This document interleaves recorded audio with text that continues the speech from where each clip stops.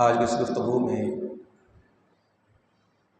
ہمارا موضوع ہے کہ ایمان کا مرکز و محور ذات مصطفیٰ صلی اللہ علیہ وسلم ہے۔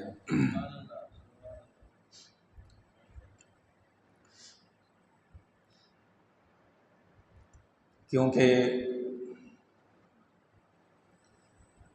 ہمیں جو ذات باری تعالیٰ کی معرفت ملی ہے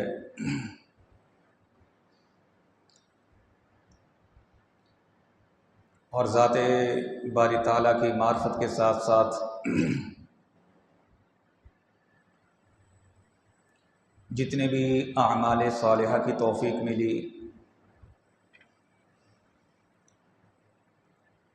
یہ سب حضور نبی کریم صلی اللہ علیہ وسلم کے وسیلے اور واسطے سے ملی ہے۔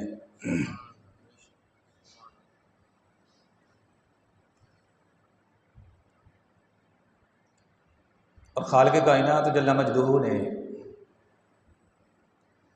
خالق اور مخلوق کے درمیان ذات مصطفیٰ صلی اللہ علیہ وسلم کو خود وسیلہ اور واسطہ رکھا ہے۔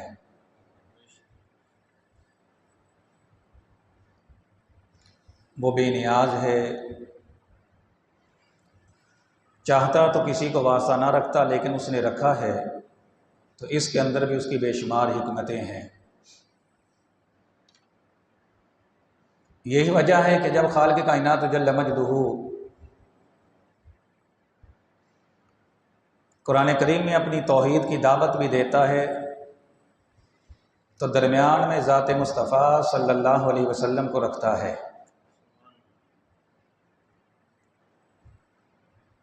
سورہ اخلاص جس میں اللہ تبارک و تعالیٰ کی توحید کا بیان ہے،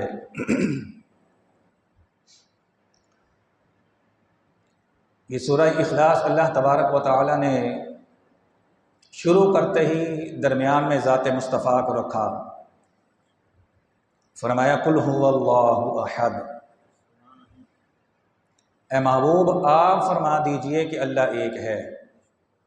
حالانکہ یوں بھی کہا جا سکتا تھا هو اللہ احد کہ وہ اللہ ایک ہے، جملہ تو تب بھی ٹھیک تھا، بات تو مکمل تھی، مضمون مکمل تھا، لیکن خالق کائنات جل مجدہ نے لفظ قل کے ساتھ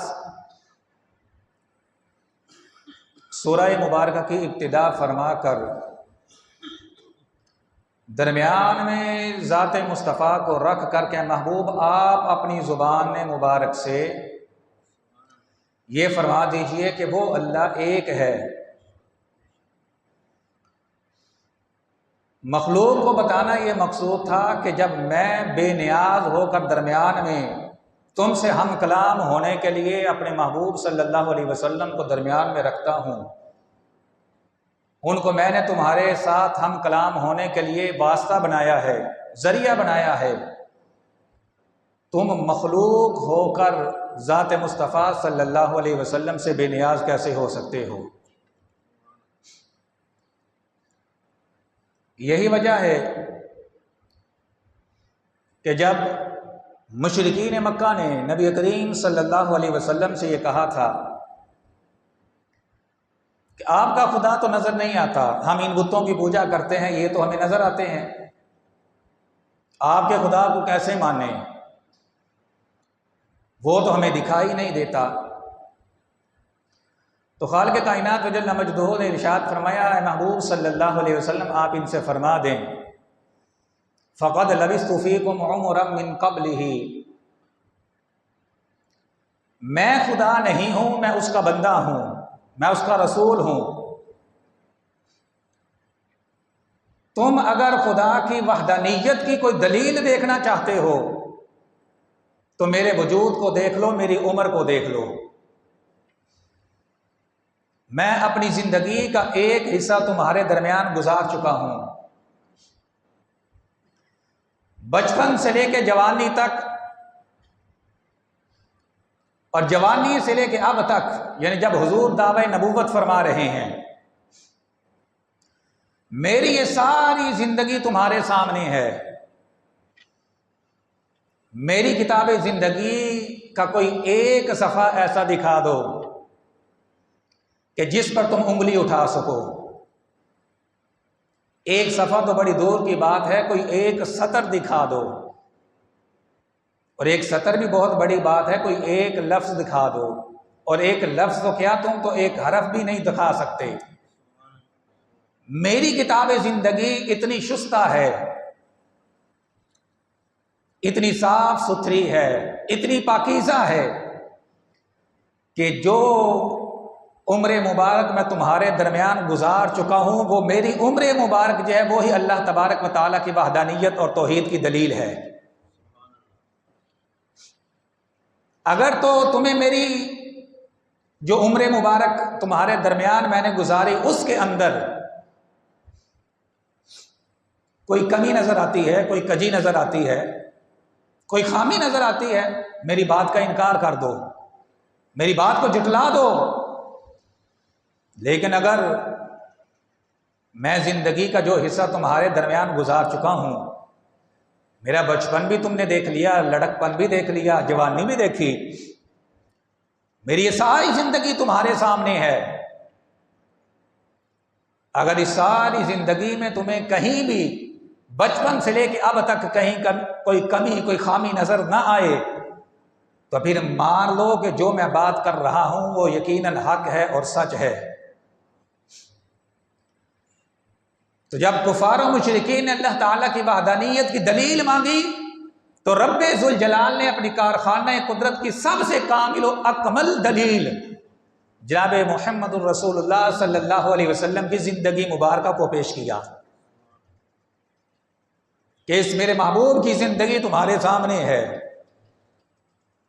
تم بھی انسان ہو، بظاہر یہ بھی بشر ہیں، لیکن تم ان کی زندگی کے کسی صفحے پر، کسی ایک سطر پر، کسی ایک حرف پر انگلی اٹھا کر دکھاؤ، ان کی زندگی میں کوئی خامی دکھاؤ، کوئی کمی دکھاؤ، تم نہیں دکھا سکتے. تو یہ ایسی دلیل تھی کہ جس نے کفار و مشرکین کو لاجواب کر دیا تھا. تو لہذا خالق کائنات جل مجدہ اپنی پہچان کروانے کے لیے رب ذوالجلال نے خود ذات مصطفیٰ صلی اللہ علیہ وسلم کو اپنے اور مخلوق کے درمیان رکھا ہے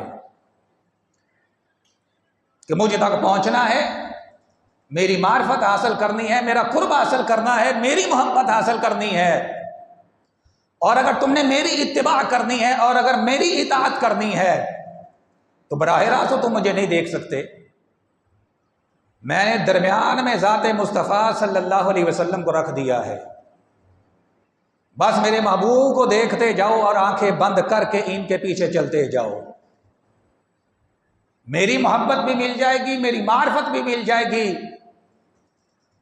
اور میرا قرب بھی تمہیں میسر آ جائے گا. لیکن شرط یہ ہے کہ اتباع مصطفیٰ کریم صلی اللہ علیہ وسلم کی کرنی ہے، ان کے پیچھے چلنا ہے. یہ نہیں ہے کہ میری جب توحید کا تمہیں علم آ جائے تو درمیان سے ذات مصطفیٰ کو نکال دو کہ ہم اللہ کے رسول کو کیوں ماننے. نہیں، جب میں خالق ہو کر درمیان میں ان کو رکھتا ہوں، تم مخلوق ہو کر ان سے بے نیاز کیسے ہو جاؤ گے؟ پھر اگر ہم عبادات کا مرکز و محور دیکھیں، جتنی بھی عبادات دی گئی ہیں ان کا مرکز و محور وہی بھی ذات مصطفیٰ صلی اللہ علیہ وسلم ہے. جب نماز کو حکم آیا اقیموا الصلاۃ، نماز ادا کرو، نماز قائم کرو، صحابہ اکرام رضوان اللہ تعالی علیہم اجمعین نے عرض کی کیف نصلی یا رسول اللہ صلی اللہ علیہ وسلم، حضور ہم نماز کیسے ادا کریں؟ کیونکہ قرآن کریم کے اندر نماز کا حکم تو ہے، نماز ادا کرنے کا طریقہ تو موجود نہیں ہے. قرآن کریم کے اندر یہ تو نہیں ہے کہ فجر کے 2 فرض پڑھنے ہیں، ظہر کے 4 پڑھنے ہیں، عصر کے 4 پڑھنے ہیں، مغرب کے 3 پڑھنے ہیں اور عشاء کے 4 پڑھنے ہیں. یہ قرآن کریم کے اندر نہیں ہے. اور یہ تو قرآن کریم کے اندر نہیں ہے قیام کیسے کرنا ہے، رکوع میں کتنا جھکنا ہے، سجدہ کیسے کرنا ہے. قرآن کریم نے تو بس اصول بیان کر دیا، جزیات بیان نہیں کی. نماز قائم کرو. صحابہ نے عرض کی کیف نصلی یا رسول اللہ، حضور ہم نماز کیسے ادا کریں؟ تو رسول اللہ صلی اللہ علیہ وسلم نے فرمایا صلو کما رأیتمونی، اسلی، فرمایا جس طرح تم مجھے نماز پڑھتا ہوا دیکھو اس طرح تم نماز پڑھ دیا کرو. سلو کما رأیتمونی اصلی، جیسے مجھے نماز پڑھتا دیکھو. میری اداؤں کا نام ہی نماز ہے. بس میری ادائیں اپناؤ. جس طرح میں کھڑا ہوتا ہوں، جس طرح میں قیام کرتا ہوں اس طرح قیام کرو. جس طرح رکوع کرتا ہوں اس طرح رکوع کرو. جس طرح سجدہ کرتا ہوں اس طرح سجدہ کرو. میرا رب تمہاری نماز قبول فرما لے گا. ایسے ہی جب حج کی باری آئی، اب حج کا حکم تو قرآن کریم کے اندر موجود ہے، وَلِلَّهِ عَلَى النَّاسِ حِجُّ الْبَيْتِ مَنِ اسْتَطَاعَ إِلَيْهِ سَبِيلًا، یہ حکم تو موجود ہے. لیکن طواف کے چکر 7 لگانے ہیں، مقام ابراہیم پر نوافل پڑھنے ہیں، صفا مروہ کی سعی کرنی ہے، حجر اسود کو چومنا ہے. یہ تفصیلات تو قرآن کریم کے اندر موجود نہیں ہیں. یہ تو قرآن کریم نے بیان نہیں کی. کہیں بھی مناسک حج کی جو تفصیل ہے وہ قرآن کریم کے اندر موجود نہیں ہے. حج کا حکم ہے کہ حج کرو. تو نبی کریم صلی اللہ علیہ وسلم نے صحابہ سے فرمایا خذوا عنی مناسککم، جس طرح میں مناسک حج ادا کرتا ہوں تم بھی اسی طرح مناسک حج ادا کرو.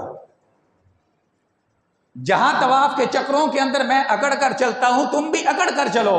حالانکہ ویسے اکڑ کر چلنا ناپسندیدہ ہے، اللہ تعالیٰ اکڑ کر چلنے کو پسند نہیں کرتا. لیکن یہاں پر چونکہ محبوب کی ادا آ گئی، یہاں پر اللہ کو اکڑ کر چلنا بھی پسند آ گیا. ویسے اکڑنا پسند نہیں اللہ تعالیٰ کو، لیکن یہاں محبوب اکڑ کر چلے ہیں تو فرمایا یہاں پر اکڑ کر چلو، مجھے یہ پسند ہے. صفا مروہ کی سعی کیسے کرنی ہے؟ فرمایا جہاں میں دوڑوں وہاں پر تم نے دوڑنا ہے، جہاں پر میں چلوں وہاں پر تم نے چلنا ہے، تمہارا حج ہو جائے گا. غرض کا جتنی بھی عبادات ہیں آپ ان میں دیکھیں گے کہ وہ در حقیقت مصطفیٰ کریم صلی اللہ علیہ وسلم کی اداؤں کا نام ہے. قرآن کریم کی اس کی تفصیلات بیان نہیں کی، صرف اصول بیان کر دیا. اس کی تفصیلات جناب رسول اللہ صلی اللہ علیہ وسلم کی تعلیمات پر، آپ کی اداؤں پر چھوڑ دی گئیں. یہ وجہ ہے کہ حضرت عبداللہ ابن عمر رضی اللہ تعالی عنہما، آپ سے کسی نے یہ سوال کیا تھا کہ سفر کے اندر نماز قصر کیوں کی جاتی ہے؟ سفر کے اندر نماز قصر کیوں کی جاتی ہے؟ حضرت عبداللہ ابن عمر رضی اللہ تعالی عنہما نے کیا جواب دیا؟ فرمایا ہم ان پڑھ جاہل لوگ تھے، ہمارے درمیان اللہ تبارک و تعالیٰ نے اپنے محبوب صلی اللہ علیہ وسلم کو بھیجا، حضور کو بھیجا.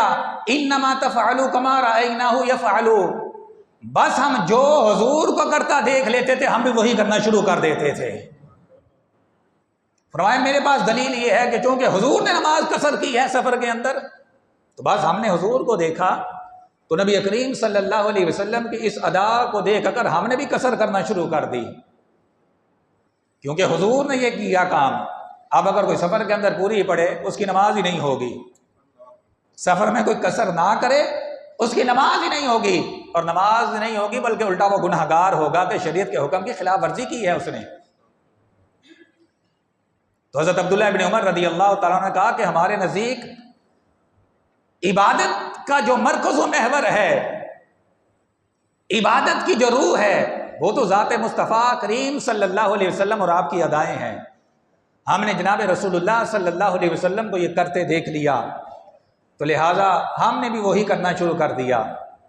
تو لہٰذا اگر بندہ یہ چاہتا ہے کہ میرا ایمان مضبوط ہو، میرا ایمان قوی ہو، تو اس کا ذریعہ یہی ہے کہ وہ نبی کریم صلی اللہ علیہ وسلم کے ساتھ تعلق محبت کو مضبوط سے مضبوط تر کر لے،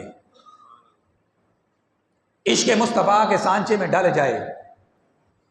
جتنا وہ نبی کریم صلی اللہ علیہ وسلم کے قریب ہوتا چلا جائے گا اتنا اس کا ایمان مستحکم ہوتا چلا جائے گا. آج کچھ لوگوں نے یہ سمجھ لیا ہے کہ ہم جتنی نمازیں پڑھیں گے، جتنے روزے رکھیں گے، جتنا زیادہ بار حج کے اوپر جائیں گے، عمرہ کریں گے اور جتنی عبادات کریں گے تب ہمارا ایمان مضبوط اور مستحکم ہوگا. اگر یہی بات ہے تو آج دیکھیے تو نمازیوں کی اتنی زیادہ کمی تو نہیں ہے، حج کرنے والوں کی بھی کمی نہیں ہے، عمرہ کرنے والوں کی بھی کمی کوئی نہیں ہے. اس کے باوجود امت مسلمہ جو ہے وہ کمزور سے کمزور تر کیوں ہوتی چلی جا رہی ہے؟ عبادات تو ہو رہی ہیں، باقاعدگی سے ہو رہی ہیں، اس کے باوجود امت مسلمہ کو وہ عروج حاصل نہیں، وہ ترقی حاصل نہیں جو صحابہ کرام رضوان اللہ تعالی علیہم اجمعین کو حاصل تھی۔ تو اس کا سبب کیا ہے؟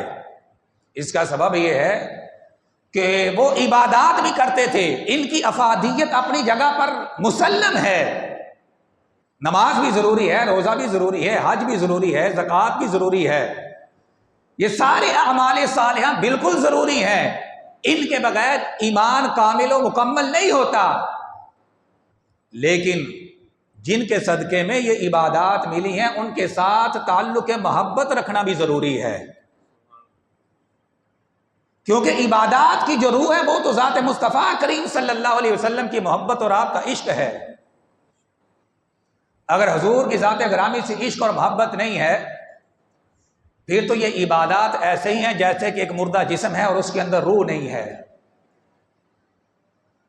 جب روح نکل جاتی ہے بدن سے، آنکھیں سلامت ہوتی ہیں، آنکھیں جسم کے اوپر ہی ہوتی ہیں، کوئی الگ تو نہیں ہو جاتی، ہاتھ بھی جسم کے ساتھ ہی ہوتے ہیں، پاؤں بھی جسم کے ساتھ ہی ہوتے ہیں، جسم کے اعضاء سارے جسم کے ساتھ ہوتے ہیں، لیکن حرکت نہیں کر سکتے، ان کی افادیت ختم ہو جاتی ہے۔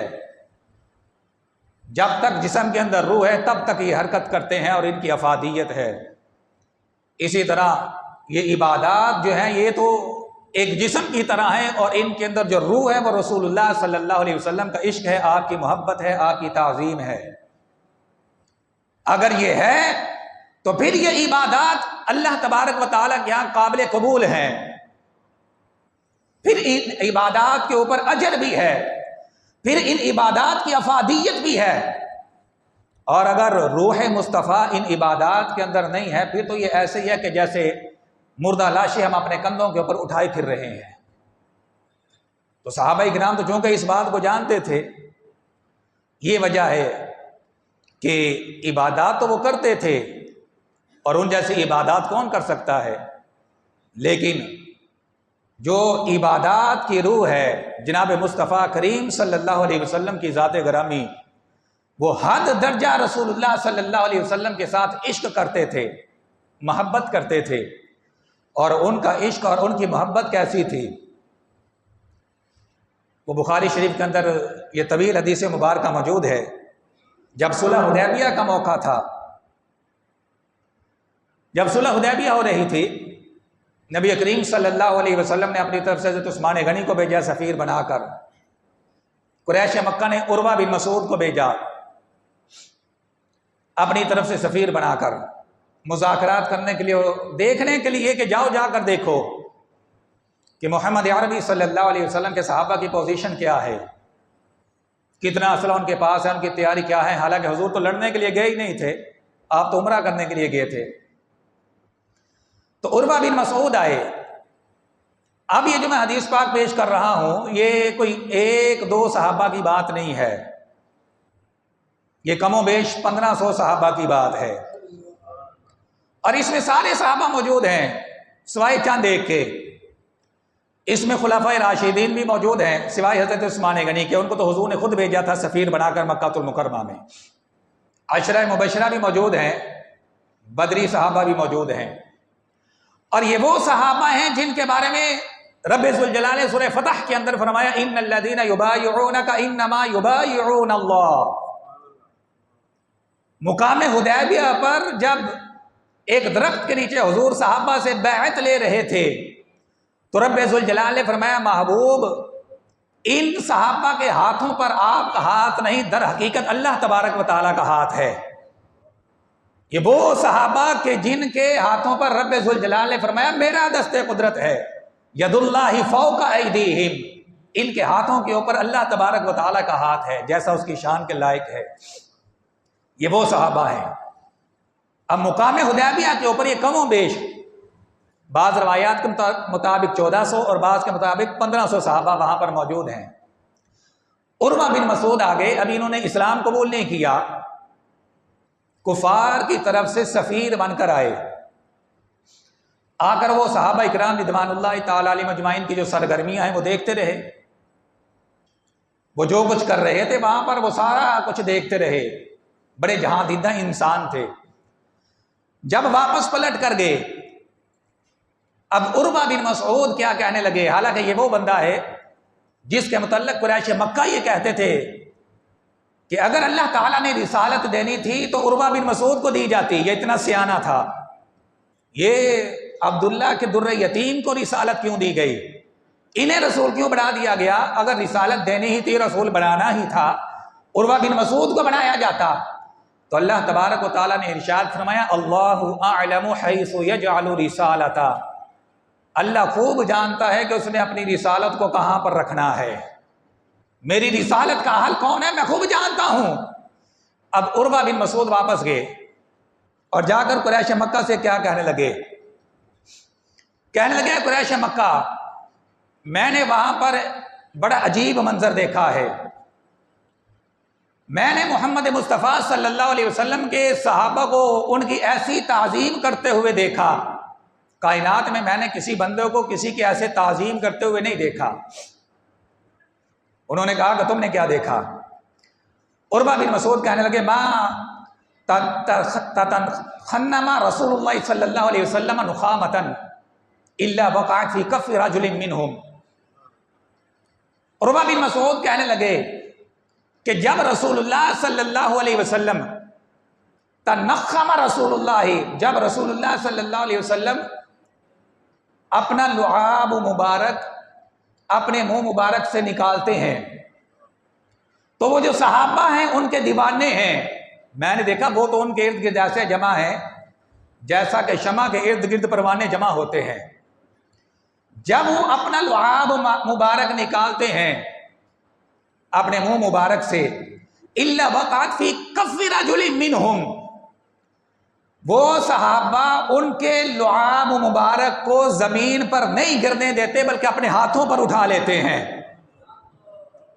یہ عروہ بن مسعود ابھی کافر ہیں، ابھی اسلام قبول نہیں کیا. کہنے لگے میں نے یہ عجیب منظر دیکھا کہ جب بھی انہوں نے اپنا لعاب مبارک نکالا ہے اپنے منہ مبارک سے، انہوں نے کبھی بھی اس لعاب کو زمین پر نہیں گرنے دیا. نخامہ عربی زبان میں کہتے ہیں وہ تھوک جس کے اندر بلغم بھی شامل ہوتی ہے. عام روٹین کے اندر جو تھوک ہوتا ہے وہ اتنا قابل نفرت نہیں ہوتا، جس کے اندر بلغم شامل ہو عام لوگوں کا وہ تھوک قابل نفرت ہوتا ہے. لیکن ہمارے محبوب صلی اللہ علیہ وسلم کا وہ جو لعاب مبارک تھا وہ کوئی عام تھوک تھوڑی تھا، وہ تو آب کوثر کی جاگ تھی، وہ تو چشمہ رحمت کی جاگ تھی جس کو وہ ہاتھوں پر اٹھا رہے تھے. اچھا وہ ہاتھوں پر اٹھا لیتے ہیں، پھر کیا کرتے ہیں کہ اپنے کپڑوں کے ساتھ صاف کر لیتے ہیں، کوئی رومال کے ساتھ صاف کر لیتے ہیں. عروہ بن مسعود کہنے لگے نہیں، وہ کیا کرتے ہیں، کہنے لگے دالک بہا وجہہ وجلدہ، میں نے اپنی آنکھوں سے دیکھا وہ محمد عربی صلی اللہ علیہ وسلم کے لعاب مبارک کو ہاتھوں پر اٹھا کر کپڑوں کے ساتھ صاف نہیں کرتے، ٹیشو سے صاف نہیں کرتے، رومال سے صاف نہیں کرتے. دالک بہا وجہہ وجلدہ، وہ اس کو اپنے چہروں کے اوپر سجا لیتے ہیں، وہ اس لعاب مبارک کو اپنے چہروں پر سجا لیتے ہیں. اور سجا کر کیا بتاتے ہیں کہ اے لوگو یہ وہ ہستی ہے کہ ان کے لعاب کی مثال نہیں ہے. تو جن کے لعاب کی مثال نہ ہو ان کی ذات کی مثال کوئی کیسے ہو سکتا ہے.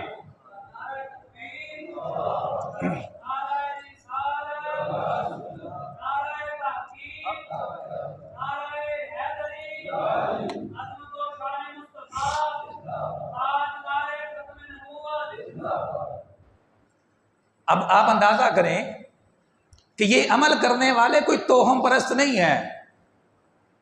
آج کوئی رسول اللہ صلی اللہ علیہ وسلم کے عشق میں کوئی انگوٹھوں کوئی چوم لے تو اس پر فتویٰ لگ جاتا ہے. یہ توہم پرست لوگ نہیں، حق پرست لوگ ہیں. خلفائے راشدین، عشرہ مبشرہ، بدری صحابہ، اور وہ صحابہ جن کے متعلق اللہ فرما رہا ہے ید اللہ فوق ایدیہم، ان کے ہاتھوں پر میرا ہاتھ ہے، یہ ان کا عمل ہے. پھر آگے عروہ بن مسعود کیا کہتے ہیں، کہتے ہیں اذا امرہم، جب ان کے محبوب صلی اللہ علیہ وسلم کسی کام کا حکم دیتے ہیں فابتدروا امرہ، وہ ایسے نہیں ہیں کہ لعاب تو چہروں کے اوپر سجائیں اور جب خون دینے کی باری آئے بھاگ جائیں؟ فرمایا نہیں، جب ان کے محبوب صلی اللہ علیہ وسلم انہیں کسی کام کا حکم دیتے ہیں، ہر بندے کی یہ خواہش ہوتی ہے کہ آگے بڑھ کے میں یہ کام کر کے آؤں۔ ان میں سے ہر ایک کی یہ چاہت ہوتی ہے میں آگے بڑھوں اور میں رسول اللہ صلی اللہ علیہ وسلم کے اس حکم پر عمل کر کے آؤں۔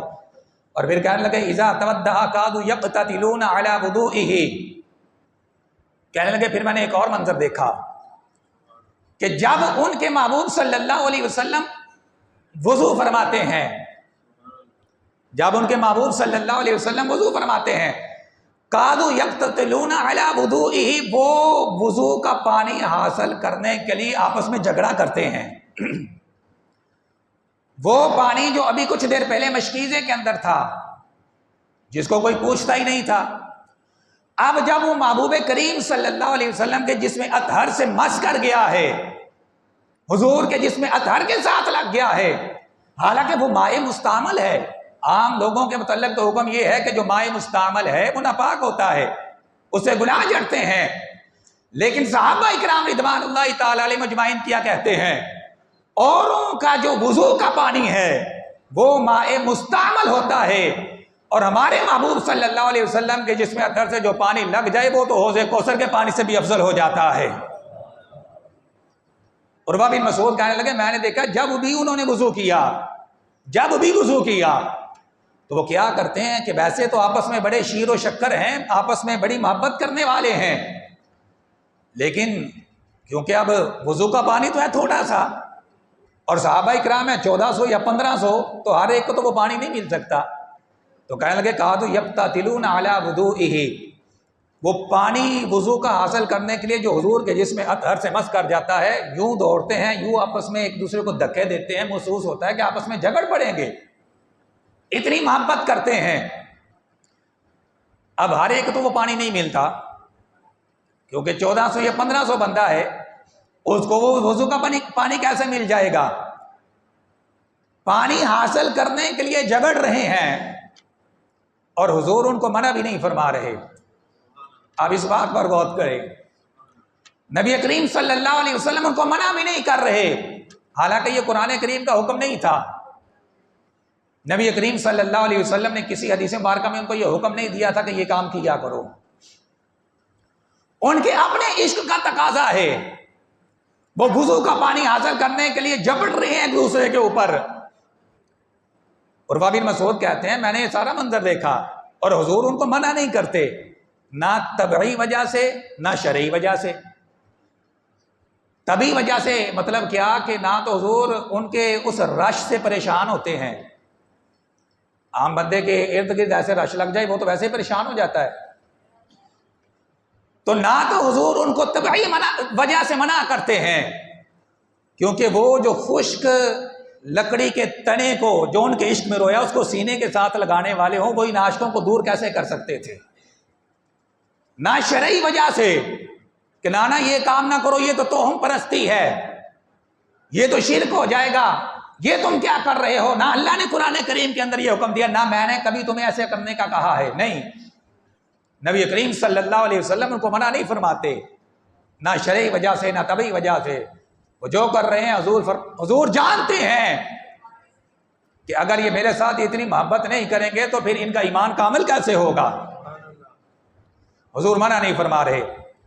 تو اب عروہ بن مسعود کہتے ہیں میں نے دیکھا کہ پانی سب کو تو ملتا کوئی نہیں، کیونکہ وضو کا پانی تو ہے تھوڑا سا، بندے زیادہ ہیں، تو اب وہ کیا کرتے ہیں، من لم یصب منہ اخذ من بلل ید صاحبہ، اب وہ کیا کرتے ہیں، وہ دیکھتے ہیں کہ جس کو کوئی وضو کا پانی کا قطرہ مل گیا ہے نا، وہ کہتے ہیں کہ اب اس کا ہاتھ بھی عام ہاتھ نہیں رہا، اس کے ہاتھ کو حضور کے پانی والی برکت مل گئی ہے۔ اب وہ کیا کرتے ہیں، جس کو پانی نہیں ملا وہ آتا ہے، اور جس کو کوئی پانی کا قطرہ مل گیا ہے وہ اس کے ہاتھ کے اوپر اپنا ہاتھ رگڑ کر چہرے پر پھیر لیتا ہے کہ پانی کا قطرہ تو چلو نہیں ملا، لیکن یہ برکت جو اس کے ہاتھ کو ملی ہے، حضور نبی کریم صلی اللہ علیہ وسلم کے پانے والی برکت سے یہ برکت میں بھی حاصل کر لیتا ہوں۔ اس کے بعد عروہ بن مسعود کہنے لگے میں نے دیکھا اذا تکلم خفضوا اصواتهم، کہنے لگے اے مشرکین مکہ، میں نے دیکھا کہ وہ شیر دل صحابہ جن سے وقت کی حکومتیں کامتی ہیں، جب وہ اپنے محبوب صلی اللہ علیہ وسلم کے سامنے بات کرتے ہیں تو انتہائی آہستہ آواز کے اندر بات کرتے ہیں۔ یہ اظہار ہو رہا تھا اس حکم کا، لا ترفعوا اصواتکم فوق صوت النبی، کیا ایمان والو میرے نبی کی آواز سے اپنی آواز کو اونچا نہ کرنا۔ تو عروہ بن مسعود کہنے لگے میں نے دیکھا وہ بڑی دھیمے لہجے کے اندر، بڑی آہستہ آواز کے اندر اپنے محبوب صلی اللہ علیہ وسلم کے سامنے بات کرتے ہیں، اور بات کرتے ہوئے اپنی بات کو ان کی آواز کے برابر نہیں لے جاتے۔ تو وہ صحابہ اکرام رضوان اللہ تعالی علیہ مجمعین درس کیا دے رہے تھے بعد میں آنے والوں کو؟ آج کچھ لوگ اپنی ذات کو ان کی ذات کے برابر اٹھائے پھرتے ہیں کہ ہم بھی بشر ہیں، وہ بھی بشر ہیں۔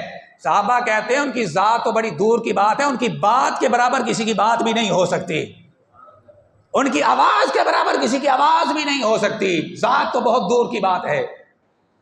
تو کہنے لگے بڑی آہستہ آواز کے اندر، دھیمے لہجے کے اندر اور نرم لہجے کے اندر اپنے محبوب صلی اللہ علیہ وسلم سے بات کرتے ہیں، اور پھر کہنے لگے ما یحدون الیہ النظر تعظیم اللہ، میں نے دیکھا کہ وہ تعظیم کرنے میں اتنے محتاط ہیں، اتنے محتاط ہیں کہ وہ اپنے محبوب صلی اللہ علیہ وسلم کو دیکھنے کے اندر بھی ان کی تعظیم کرتے ہیں، ان کو دیکھنے کے اندر بھی ان کی تعظیم کرتے ہیں۔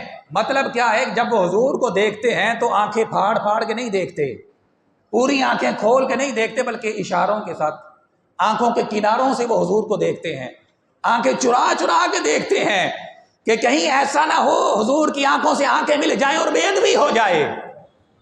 حالانکہ آنکھ کا نور کتنا نازک ہوتا ہے، لیکن نبی کریم صلی اللہ علیہ وسلم کا نور مبارک اس سے بھی نازک ہے۔ تو عروہ بن مسعود کہنے لگے میں نے یہ دیکھا کہ وہ اتنی تعظیم کرتے ہیں اپنے محبوب صلی اللہ علیہ وسلم کی کہ دیکھنے کے اندر بھی تعظیم کرتے ہیں، آنکھیں بھر کر نہیں دیکھتے، آنکھوں کے کناروں سے دیکھتے ہیں کہ کہیں دیکھنے کے اندر بھی ان کی بے ادبی نہ ہو جائے۔ اب یہ عمل کون کر رہا ہے؟ اب ذرا اندازہ کریں، یہ سوچیں یہ عمل کر کون رہا ہے؟ یہ جناب ابو بکر صدیق کر رہے ہیں، جناب عمر فاروق کر رہے ہیں، جناب علی المرتضیٰ کر رہے ہیں، حضرت طلحہ کر رہے ہیں، حضرت سعد کر رہے ہیں، حضرت سعید کر رہے ہیں، عشرہ مبشرہ کر رہے ہیں، بدری صحابہ کر رہے ہیں، اور وہ جن کو اللہ تبارک و تعالیٰ اپنی رضا کا تمغہ عطا کر چکا ہے، جن سے فرما چکا میں ان سے راضی ہو گیا ہوں، وہ کر رہے ہیں۔ یہ کوئی توہم پرست لوگ نہیں ہیں، یہ وہ ہیں کہ جن کو حضور نے فرمایا ہے کہ یہ میرے صحابہ ہدایت کا ستارہ ہیں، جس کی اقتداء کرو گے ہدایت پا جاؤ گے، یہ وہ کر رہے ہیں۔ اب عروہ بن مسعود نے یہ ساری صورتحال جو وہ وہاں پر دیکھ کر آئے تھے یہ بیان کرنے کے بعد آگے کیا فرمایا؟ وہ کہنے لگے واللہ لقد وفدت علی الملوک وفدت علی قیصر و کسری و النجاشی۔ عروہ بن مسعود کہنے لگے اے قریش مکہ، خدا کی قسم ہے میں دنیا کے بڑے بڑے بادشاہوں کے درباروں میں گیا ہوں، میں کیسر کے دربار میں بھی گیا ہوں، کیسر روم کا دربار بھی میں نے دیکھا، میں کسریٰ کے دربار میں بھی گیا ہوں جو ایران کا بادشاہ ہے، میں نجاشی کے بادشاہ میں بھی گیا ہوں جو حبشہ کا بادشاہ ہے۔ میں نے ان بادشاہوں کے درباروں کے اندر ان بادشاہوں کا ادب ہوتے دیکھا ہے، ان کی تعظیم ہوتے ہوئے دیکھی ہے، لوگوں کو ان کا ادب کرتے، ان کا احترام کرتے دیکھا ہے۔ لیکن کہنے لگے واللہ ان رأیت ملکا یعظم اصحابہ ما یعظم اصحاب محمد محمد صلی اللہ علیہ وسلم۔ عروہ بن مسعود کہنے لگے خدا کی قسم ہے میں نے کسی بادشاہ کے دربار میں کسی بادشاہ کا ایسا ادب ہوتے نہیں دیکھا جیسا ادب محمد مصطفیٰ کے صحابہ ان کا کرتے ہیں۔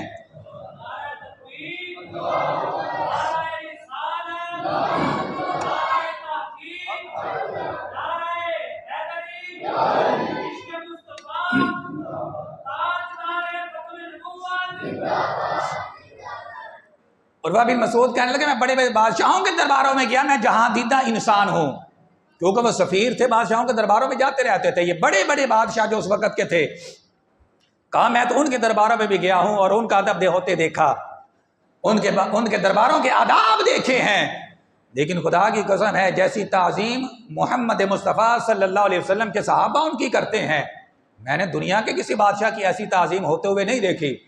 پھر اس کے بعد عروہ بن مسعود ان سے کہنے لگے اے قریش مکہ، میں تمہیں نصیحت کرتا ہوں، میں تمہیں نصیحت کرتا ہوں۔ یہ بڑی دور کی بات کی انہوں نے، بڑی گہری نظر تھی ان کی۔ کہنے لگے ان سے نہ لڑنا، ان سے جنگ نہ کرنا۔ وہ کہنے لگے وہ کیوں، ڈر گئے ان سے؟